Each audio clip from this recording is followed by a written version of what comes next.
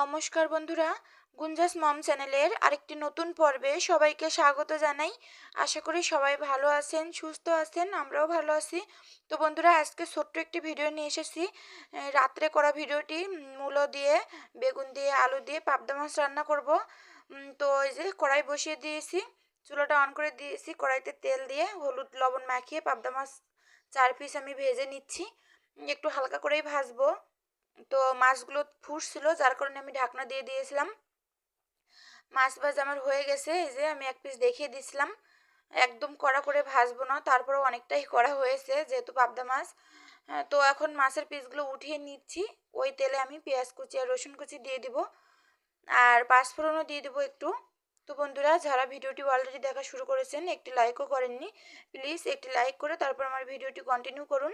তো এই যে পেঁয়াজ কুচি রসুন কুচি দিয়ে দিলাম, একটু নেড়ে চেড়ে ভেজে নিয়ে তারপরে পাঁচফোড়ন দিয়ে দিব। আর একটা তেজপাতা 2 ভাগ করে আমি সবজির সাথেই দিয়ে রেখেছি, দেখতেই পাচ্ছেন। তো এই যে পেঁয়াজ কুচি রসুন কুচিটা একটু ভাজা ভাজা করে নিয়ে পাঁচফোড়ন দিয়ে দিলাম। এখন এটা একটু নেড়েচেড়ে ভেজে নিয়ে কেটে রাখা সবজিগুলো উঠিয়ে দিব। শীতকালীন সবজি বলতেই তরকারি অসাধারণ হয়, শীতকালীন সব সবজিই তো পছন্দ আমাদের। তো এই যে তারপরে কাঁচামরিচ দিলাম, হলুদের গুঁড়া, পরিমাণ মতো লবণ দিয়ে এখন নেড়েচেড়ে আমি ঢাকনা দিয়ে তরকারিটা কষিয়ে নিব। তো এই যে ভালোভাবে নেড়েচেড়ে নিয়েছি, এখন ঢাকনা দিয়ে দিলাম। এভাবে বেশ একটু পর পর ঢাকনাটা উঠিয়ে আমি কষিয়ে নিব তরকারিটা। তো ঢাকনাটা উঠে নিয়েছি, এই যে এখন আবার একটু নেড়েচেড়ে তারপর আবার ঢাকনা দিয়ে দিব। তো বন্ধুরা, আবারও মনে করিয়ে দিই, যারা চ্যানেলটি সাবস্ক্রাইব করেছেন তাদের অসংখ্য ধন্যবাদ। যারা এখনও করেননি, প্লিজ আমার চ্যানেলটি সাবস্ক্রাইব করে আমার পাশে থেকে যাবেন। আর প্রতিদিন যারা আমার ভিডিও দেখে লাইক কমেন্ট করছেন, সুন্দর সুন্দর কমেন্ট করছেন, তাদেরকে অসংখ্য অসংখ্য ধন্যবাদ। এভাবেই সবসময় আমার পাশে থাকবেন। তো এই যে আমি সবজিটা ভালোভাবে কষিয়ে নিয়েছি, দেখতেই পাচ্ছেন। তারপরে জল দিয়ে দিলাম, এখন ঢাকনা দিয়ে দিব। তারপরে তরকারিটা সেদ্ধ হয়ে গেলে আমি মাছের পিসগুলো দিয়ে দিব, 2-1টা আলু কিন্তু ভেঙে দিব আমি। তো এই যে ফিরে এলাম, মাছগুলো দিলাম তারপরে। তো দেখতেই পাচ্ছেন। আর এই যে জিরা বেটে নিয়েছি, এখন জিরা বাটাটা দিয়ে দিব।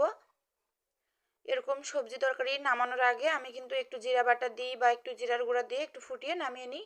তো এই যে জিরা বাটাটা দিয়ে দিলাম, এখন ফুটিয়ে তারপর নামিয়ে নিব। আর তরকারিটা আমি রাত্রেই কিন্তু রান্না করেছিলাম, কারণ আজকে দুপুরের কোনো তরকারি নেই আর রাত্রে ভাতই খাবো, যার কারণে এই তরকারিটা রান্না করেছিলাম। আর মা থাকতেই এই ভিডিওটি করা। মা তো এখন নেই, মা চলে গিয়েছে 2 দিন আগে, বুধবার গিয়েছে। ভিডিওটি তো শুক্রবার আপলোড হচ্ছে, তবে তারও আগেই ভিডিওটি করা ছিল, শ্যুট করা ছিল আর কি, বেশ কয়েকদিন আগেরই। তরকারিটা হয়ে গেছে, নামিয়ে নিলাম। এখন খাওয়া দাওয়ার পালা। শীতের দিন গরম গরম ভাত আর এরকম গরম গরম শীতকালীন সবজি দিয়ে তরকারি খেতে সেই মজা, তাই না? তো ভিডিওটি এখানেই শেষ করব। সবাই ভালো থাকবেন, সুস্থ থাকবেন। দেখা হবে আগামী পর্বে।